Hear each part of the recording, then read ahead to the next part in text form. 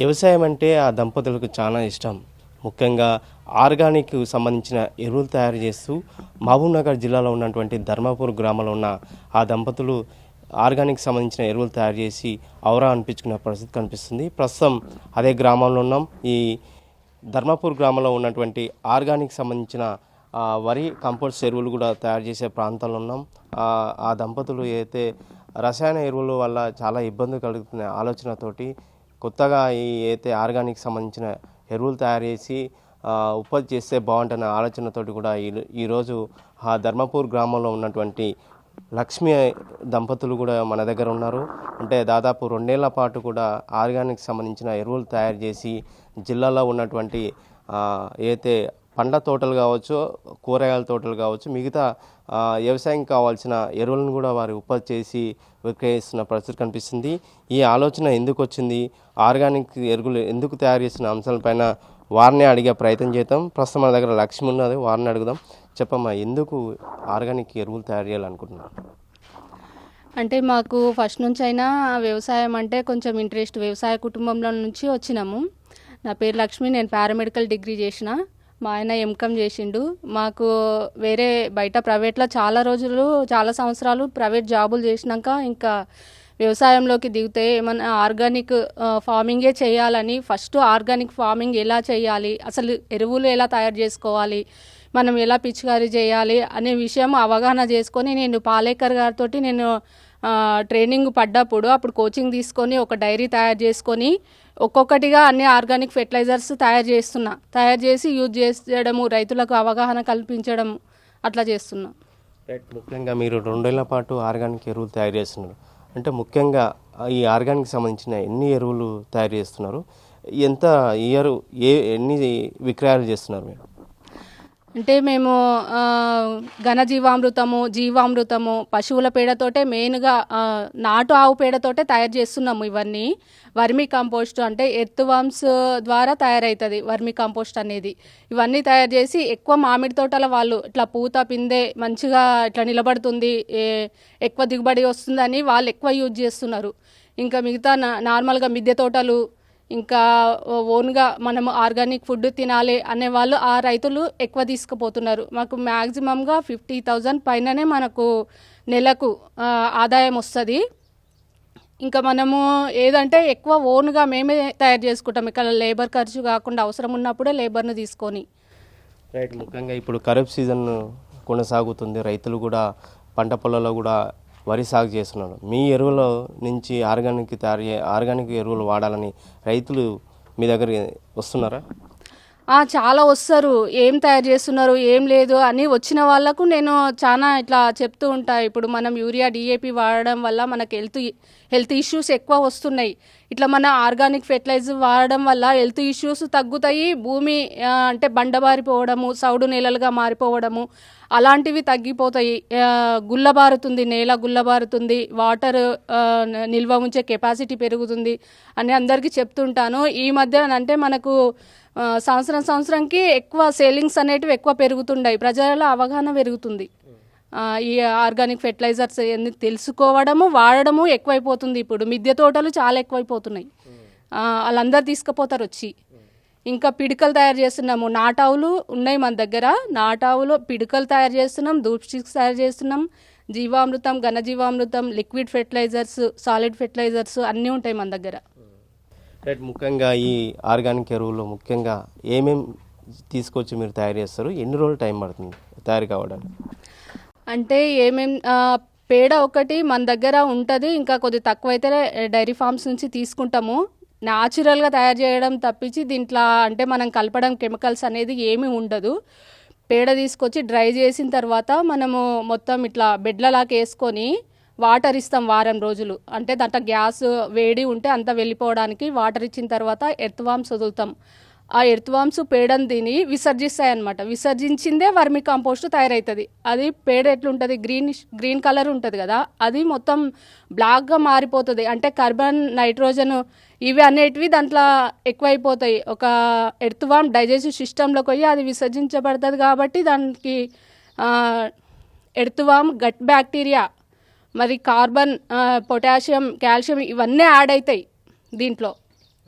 ఇట్లా ఇప్పుడు ఎరువు తయారవుతుంది, మనం దాన్ని సేల్ చేసుకోవచ్చు. రైట్. ముఖ్యంగా మీరు ఆర్గానిక్ ఎరువులు తయారు చేస్తున్నారు అంటే చాలామంది కూడా ఈ ఆర్గానిక్ ఎరువులు వంటి రైతులు కూడా మొగ్గు చూపారు.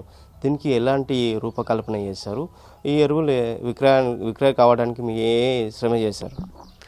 నేను స్టార్టింగ్ అయితే చాలా తిరిగిన, ఇవి ఎట్లా సేల్ చేయాలి, రైతులకు ఎట్లా అవగాహన, రైతు వేదిల కళ్ళకు వెళ్ళి ఇవి మన ప్రోడక్ట్స్ ఏవైతే తయారైనవో ఆ ప్రోడక్ట్స్ తీసుకుపోయి దాని గురించి వివరించడము, ఎలా వాడాలి.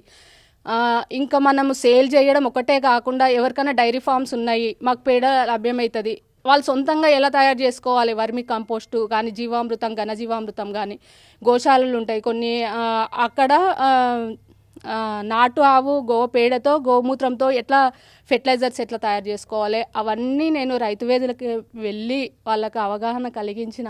ఇంకా నేను చాలా పాలేకర్ గారి పుణ్యమా అని మొత్తం బుక్ రాసుకున్నా. అది రైతులకు ఎట్లా అర్థమవుతుంది, సులువు అయిన పద్ధతిలో వాళ్ళకు ప్రింట్ చేసి ఇచ్చే ఆలోచన కూడా ఉంది నాకు. ఇంకా కాకపోతే మన ఫ్యూచర్ అనేది మొత్తం అలా చేంజ్ కావడం కాకుండా కొంచెం కొంచెంగా ఆర్గానిక్ వైపు లేదంటే మిక్స్డ్ ఇది అది అట్లన్నా చేంజ్ అవ్వాల్సిందే, కానీ ఇంకా లేకపోతే ఈ రోగాలు చాలా ఎక్కువైపోతాయి. రైట్. ముఖ్యంగా అంటే 2 ఏళ్ల పాటు ఈ ఎరువులు తయారు చేస్తున్నారు. ముఖ్యంగా రైతులు మీతో కొనుక్కుపోయిన ఆర్గానిక్ సంబంధించిన ఎరువులు రిజల్ట్ ఎట్లా ఉంది, వచ్చిన తర్వాత ఎట్లా అనిపిస్తుంది, మీకు చెప్పే రైతులు చెప్పే మాటలు ఎట్లా అనిపిస్తుంది? నేనైతే ముఖ్యంగా ఎవరెవరు తీసుకుపోతారో వాళ్ళ ఫోన్ నెంబర్ తీసుకొని మరీ అడుగుతా, ఎందుకంటే నేను సొంతంగా నా చేతుల ద్వారా తయారు చేస్తున్న ఈ ఎరువులు కాబట్టి అడుగుతా. వాళ్ళైతే ఎక్సలెంట్ రిజల్ట్ చెప్తున్నారు. అసలు మేము నాటుతున్నాము, మాకు కొద్దిగా మీ దగ్గర తీసుకుపోయిన ఎరువు కొద్దిగా తక్కువ పడింది, అవి అంతా వేరుకుళ్ళు అట్లా వచ్చి చనిపోయినవి, మీ దగ్గర ఇంకా తీసుకుపోతున్నాము అని అలాంటి ఆన్సర్ ఇస్తుంటే చాలా హ్యాపీ అనిపిస్తుంది. చాలా మంచి రిజల్ట్ ఇస్తున్నారు రైతులైతే. రైట్. ముఖ్యంగా మేడం అంటే ఇప్పుడు వరికి మెయిన్గా ఆర్గానిక్ ఎరువులు వాడాలంటున్నారు. ముఖ్యంగా పండ్ల తోటలు కావచ్చు, కూరగాయలకు ఈ ఎరువులు వాడితే వాళ్ళకి రిజల్ట్ వస్తుందని రైతులు ముఖ్యంగా చాలామంది ఈ కూరగాయలు కావచ్చు, పండ్ల కానీ డిఏపి మిగతా పిండి సంబంధించిన రసాయనిక ఎరువులు వాడుతుంటారు. ఎక్కువ రైతులు చాలామంది ఆ మొగ్గే చూపుతుంటారు. కానీ ఈ రసాయనిక ఎరువులు సంబంధించి ఈ ఆర్గానిక్ సంబంధించిన ఎరువులు వాడడం వల్ల ఎలాంటి రిజల్ట్ వస్తుంది, అంటే ముఖ్యంగా దీన్ని ఓవరాల్గా చూసుకున్నట్టయితే ఈ పండ్ల తోటలకు ఎలాంటి రిజల్ట్ వస్తుంది? అంటే మెయిన్గా ఏంటంటే యూరియా మనకు తెలిసింది ఇప్పుడు వ్యవసాయంలో ఇంతకుముందు ఎట్లా ఉంటుండే, మిక్స్డ్ వ్యవసాయం ఉండేది, పాడి పంట అంటే పాడి ఉన్న వాళ్ళే పంట ఈ రెండు మిక్సింగ్ తోటి చేసేది. ఇప్పుడు అట్లా లేదు, అసలు ఇంకా గేదెలు ఉండొద్దు, ఆవులు ఉండొద్దు, ఏముండొద్దు, ఇక ఆడ తీసుకురావాలి, యూరియా వేయాలి, డిఏపి వేయాలి, పండించాలి పంట అనేదే ఉంది. అయితే మనము ఇది వాడడం వల్ల అది వాడడం వల్ల ఏముంటుంది, రిజల్ట్ ఏంది, మనము అవి ఎక్కువ వాడుతున్నాము, ఇది ఇంత తక్కువలో ఎట్లా రిజల్ట్ వస్తుందని ప్రతి ఒక్కరికి వస్తుంది డౌటు. ఇప్పుడు ఘనజీవామృతం ఉంది, 1 ఎకరాకి 2 క్వింటాలు అంటే 4-5 బస్తాలు సరిపోతుందని నేను అంటున్నా. మీకు అందరికీ రైతులకు అదే వస్తుంది డౌటు. అయితే మన ఎరువులు ఏంటంటే ఘనజీవామృతము ఒక నాటావు పేడతో తయారు చేస్తాము, మళ్ళీ దాంతో బెల్లం వేస్తాము, పుట్టమన్ను, పప్పుల పొడి అవన్నీ వేసి మనం ఆరబెట్టి చేస్తామన్నమాట మనది. ప్లస్ పేడలు ఎట్లా ఎరువులు ఉంటాయి, యూరియా డిఏపి అది నైట్రోజన్ కాల్షియం పొటాషియం అన్నీ పేడలో ఉంటాయి. ప్లస్ మనము ఆవు మూత్రము పేడల బ్యాక్టీరియా ఉంటుంది. గోవు ఆ నాటావు గోవలో 33 రకాల దేవతలు ఉంటారు కదా, ఆ దేవతలు 33 రకాల ఆ దేవతలు ఎవరైతున్నారో 33 రకాల వెరైటీస్ బ్యాక్టీరియా వైరస్లు అనమాట. మనకు మేలు చేసేవి, అవి చెడు చేసేటివి కాదు. ఒక పాజిటివ్ బ్యాక్టీరియా 33 కోట్ల రకాల positive bacteria, positive virus, fungus అవి అన్నీ మనము ఆ ఘనజీవామృతంలో ఉంటాయి. నేలలో ఏంటంటే మనం ఒక అయస్కాంతం తీసుకొని ఇట్ట తిప్పితే దానికి ఎంత వస్తుంది, అంత ఐరన్ అదేందో వస్తుంది. అదంతా దాన్ని అందరినీ ఒలిచి ఆ మొక్కకు అందించాలంటే బ్యాక్టీరియా, పాజిటివ్ బ్యాక్టీరియా కావాలి. అదే అనేది మనము ఈ పేడ నాటావు గోమూత్రంతో తయారు చేసింది, ఇది ఘనజీవామృతము అట్లా యూజ్ అవుతుంది. ఆ భూమిలో ఆల్రెడీ అన్ని పుష్కలంగా ఉంటాయి, దాన్ని ఒలిచి మొక్కకు కొంచెం కొంచెంగా అందించడంలో ఈ ఘనజీవామృతము అట్లా గుల్లబరుస్తుంది అనమాట. ఒక రాళ్ళను, శుద్ధరాలు, ఇసుకరాలు, అవి ఇవి అన్ని వెరైటీ రకాలు ఉంటాయి కదా భూమిలో, దాంట్లో అందరినీ గుల్లబరిచి అందిస్తాయి. కొన్ని రకాల బ్యాక్టీరియా అట్లా అందిస్తుంది. ఇంకా కొన్ని రకాల బ్యాక్టీరియా ఏంటంటే ప్రొటెక్షన్ ఇస్తుంటుంది. ఆ వేరుకుళ్ళు రాకుండా శిలీంద్రనాశిని లాగా యాంటీ ఫంగల్, యాంటీవైరల్ ఆ వేర్లకు మొత్తం పరుచుకుంటుంది బ్యాక్టీరియా. మళ్ళీ కాండానికి పరుచుకుంటుంది, ఆకులకు పరుచుకుంటుంది. అదేంటంటే ఒక నాశనం చేసే ఒక బ్యాక్టీరియా వచ్చినప్పుడు ఇది అటాక్ చేస్తుంది. అట్లా రాకుండా తెగుళ్ళు రాకుండా అట్లా నివారిస్తుంది అనమాట. ఇంకో ఆవుల ఉండే ఆ 33 కోట్ల బ్యాక్టీరియా ఏదైతే ఉందో ఆ మొక్కకు భూములకే కాకుండా మన ఆరోగ్యపరంగా ఇప్పుడు మనం అవే తింటాం. ఇప్పుడు ఆవు చుట్టూ ప్రదక్షిణ చేయాలి, మంచి జరుగుతుంది. ఆ కనీసం ఆవు గాలి పీల్చుకున్నా మన లోపల బ్యాక్టీరియా ఎంటర్ అయిపోతుంది. మన డైజెషన్కి, అబ్జార్ప్షన్కి అది ఉపయోగపడే బ్యాక్టీరియా ఎంటర్ అయిపోతుంది అన్నట్టు. ఇప్పుడు ఇవన్నీ మనము ఆ ఫుడ్, ఆ గోమూత్రంతో అవి తయారు చేసిన ఫుడ్ తిన్నప్పుడు మన లోపలికి కూడా ఎంటర్ అవుతుంది. అది మనకు కూడా డైజెస్టివ్ పరంగా, మన అబ్జర్ప్షన్ పరంగా మనకు కూడా హెల్త్ మంచిగా ఉంటుంది. Right madam. ఘనజీవామృతం ఎకరానికి ఎంత వాడాలి? వరి సాగు చేస్తాం, ముఖ్యంగా ఎకరాకు ఎంత దిగుబడి వస్తుంది? మనము స్టార్టింగ్ కొద్దిగా ఎకరాకు 2 క్వింటాల కంటే ఎక్కువ వేసుకోవాలి. స్టార్టింగ్ అదేమంటే కరిగేట్ చేసినప్పుడు ఒక 2 క్వింటాలు వేసుకోవాలి. తర్వాత పొట్ట దశలో ఉన్నప్పుడు వేసుకోవాలి. మధ్యలో జీవామృతం వదిలిపెట్టుకుంటూ ఉండాలి. కాకపోతే ఫస్ట్ స్టార్టింగ్ ఏంటంటే కొద్దిగా, ఎందుకంటే మొత్తం భూములు ఒక దీనిలతోటే అంత బండబారిపోయినాయి కదా, అది గుల్లగా మారాలి, మొత్తం అదంతా న్యూట్రల్ అయిపోవాలి, ఒక రసాయనాలు అన్నీ అంతరించిపోవాలి, భూమిలో ఉన్నాయన్నీ పోవాలి అంటే కొద్దిగా టైం పడుతుంది. ఒక 1 year, 2-3 పంటల వరకు కొద్దిగా తక్కువ రావచ్చు. తర్వాత పెరుగుతుంది. అప్పుడు ఎరువుల వాడకం తగ్గుతుంది, దిగుబడి పెరుగుతుంది. అట్లా ఒక 2-3 ఒక నాటావులతోటి ఒక 5-6 ఎకరాలు మనము సాగు చేసుకోవచ్చు ఈజీగా. ఇంకా వేరే ఏం వాడకుండా, యూరియా, డిఏపి ఏం వాడకుండా అట్లా. Right madam. మీరు చదివిందేమో ల్యాబ్ టెక్నీషియన్. ఈ ఎరువుల వైపు, ఈ వ్యవసాయం వైపు ఎందుకు పోవాలనుకున్నారు? నేను ల్యాబ్ టెక్నీషియన్ అంటే బీఎస్సీ నాది పారామెడికల్ కదా. నేను హ్యూమన్ బాడీ గురించి చదివిన, నాకు బ్యాక్టీరియా తెలుసు. లోపల పాజిటివ్ బ్యాక్టీరియా ఉంటాయి. ఇప్పుడు డైజెస్టివ్ సిస్టంలో అన్ని హార్మోన్స్ అన్నీ మనం తిన్న వెంటనే అన్నీ రిలీజ్ అవుతాయి. అవి డైజెస్ట్ చేసేది ఒక 20% మాత్రమే. మిగతా ఫుడ్ డైజెషన్ చేసేది పాజిటివ్ బ్యాక్టీరియా. అది మొత్తం కుళ్ళింపజేస్తే అది స్మాల్ ఇంటెస్టైన్లకు పోతే అక్కడ కూడా పాజిటివ్ బ్యాక్టీరియా ఉంటుంది, అది అబ్జార్ప్షన్ చేసుకుంటుంది. ఆ పాజిటివ్ బ్యాక్టీరియా అనేది లేనప్పుడు మనం ఇంకా పంచామృతాలు తిన్నా అంత వీక్నెస్, డిఫిషియన్సీ అది ఇదే ఉంటుంది. అయితే నేను కొన్ని రోజులు నాకు పిల్లల వల్ల ఫ్రీ దొరికినప్పుడు హైదరాబాద్లో పాలేకర్ గారి ఇట్లా ఆర్గానిక్ వ్యవసాయం, మాకు పొలం ఉంది కాబట్టి నాకు కొద్దిగా ఇంట్రెస్ట్.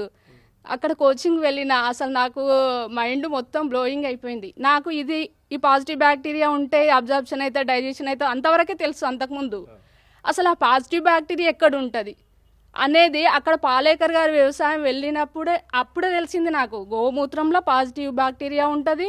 ఆ 33 కోట్ల దేవతలేందో అదే పాజిటివ్ బ్యాక్టీరియా అనేది అక్కడ వెళ్ళినాకనే తెలిసింది. వ్యవసాయం ఎవరు చేస్తారా అంటే రైతులు చేస్తారు వ్యవసాయం అని అంటారు. ఆయన పాలేకర్ గారు ఏమంటారు, రైతులు చేసేది ఎంత 20% చేస్తారు, మిగతా అంతా పాజిటివ్ బ్యాక్టీరియా మనకు రైతులు ఏమంటారు మిత్ర పురుగు అంటారు, అదే వ్యవసాయం చేస్తుంది. ఒక వ్యవసాయాన్ని నేలలో ఉన్న పోషకాలను ఒలిచి మొక్కకు అందియడంలోనూ పాజిటివ్ బ్యాక్టీరియా తోడ్పడుతుంది. ఒక రక్షణ కవచం లాగా, యాంటీవైరల్, యాంటీఫంగల్ లాగా ఇదే ఉపయోగపడుతుంది. ఇదంతా గోమూత్రంలో, గోజీవామృతంలో దీంట్లోనే ఉంటుంది అనేది అక్కడ వెళ్ళినాకనే నాకు తెలిసింది. వరి సాగు చేసిన నేపథ్యంలో కూడా పుట్ట సమయం వచ్చే సమయంలో వరికి సంబంధించిన పుట్ట సమయంలో కూడా పసుపు కొమ్మలు ఏర్పడతాయి. ఈ ఆర్గానిక్ సంబంధించిన ఎరువుల వల్ల అది పసుపు కొమ్మలు నయమే అవకాశాలు ఉంటాయి. అంటే మనము తెగులు వచ్చినాకనే మనము ఏదో వాడడం అనేది ఉండదు. ఈ ఆర్గానిక్ ఫార్మింగ్లా మనం స్టార్టింగే విత్తన శుద్ధి, ఈ జీవామృతంతో, ఈ ఆవు పేడతోటే మనం విత్తన శుద్ధి చేసుకుంటాము. అప్పటికే అది సగం అయిపోతుంది. ఇంకా మనము నాటినప్పటి నుంచి ఇది ఘనజీవామృతం వేస్తాం, కరిగెట్లనే వేస్తాము. అక్కడ మనకు పంట ప్రొటెక్ట్ అవుతుంటుంది. ఇంకా మనకు 15 రోజులకోసారి జీవామృతం పిచికారీ చేస్తుంటాము. అది బ్యాక్టీరియా, అది రక్షణ కవచం లాగా ఉంటుంది. ఇంకా వస్తే మనం నీమామృతం, ఇవన్నీ బ్రహ్మాస్త్రం, అగ్నియాస్త్రం ఇవన్నీ ఉంటాయి, తయారు చేసినవి ఉంటాయి. అది పిచికారీ చేసుకోవాలి, ఏది ఉండదు అసలు. ఏది అది బాధించడం అనేదే ఉండదు. మనము తెగులు వచ్చినప్పుడే కాకుండా మనం స్టార్టింగ్ నుంచే ఇస్తుంటాం కాబట్టి మనకి అవన్నీ ఏమి ఉండవు, తెగుళ్ళ బారిన ఉండదు. Thank you madam. రైట్, మొత్తం మీద కూడా లక్ష్మి ఏదైతే ఆర్గానిక్ సంబంధించిన ఎరువులు తయారు చేసేలో చాలా శబాస్ అనిపించుకుంటుంది. ముఖ్యంగా రసాయన ఎరువుల వల్ల రైతులు తీవ్ర ఇబ్బంది ఎదుర్కొంటారు. ముఖ్యంగా మహబూబ్ నగర్ జిల్లాలో మేమైతే తయారు చేసిన ఆర్గానిక్ సంబంధించిన ఎరువులు చాలామంది రైతులు తీసుకెళ్ళిపోతున్నారు. ముఖ్యంగా వ్యవసాయం, వరి కావచ్చు, ముఖ్యంగా ఆకుకూరగాయలు కావచ్చు, పంటలు అయితే పండ్ల తోటలు కావచ్చు, దానికి సంబంధించిన మొత్తం ఆర్గానిక్ సంబంధించిన వర్మీ కంపోస్ట్ ఎరువులు కూడా తయారు చేసినాం. మొత్తం మీద కూడా మాకు చాలా ఆదాయం వస్తుంది. మేము ఎక్కువ వ్యవసాయం ఉంటే హైదరాబాద్లో ఉండి వ్యవసాయాన్ని చేయాలి, వ్యవసాయం కావాల్సిన ఆర్గానిక్ సంబంధించి ఎరువులు తయారు చేసి కూడా రైతులకు ఉత్పత్తి చేయాలనే ఆలోచనతోటి మేము ఈ ఆర్గానిక్ సంబంధించి ఎరువులు తయారు చేసినామని చెప్పి లక్ష్యం తెలియజేసిన పరిస్థితి కనిపిస్తుంది. వీడియో జర్నలిస్ట్ నర్సింగ్ రెడ్డితో రామకొండ, ఆర్టీ, మహబూబ్ నగర్. తెలుగులో న్యూస్ కి ఫాస్టెస్ట్ యాప్ ఇప్పుడు టోటలీ న్యూ అవతార్లో. జస్ట్ 5 seconds లో కంప్లీట్ న్యూస్, సోషల్ మీడియాలో ట్రెండ్స్ కి one stop solution, live TV app, voice search option తో ఇప్పుడే డౌన్లోడ్ చేయండి లేదా అప్డేట్ అయిపోండి. యాప్ లింక్ డిస్క్రిప్షన్ లో ఉంది.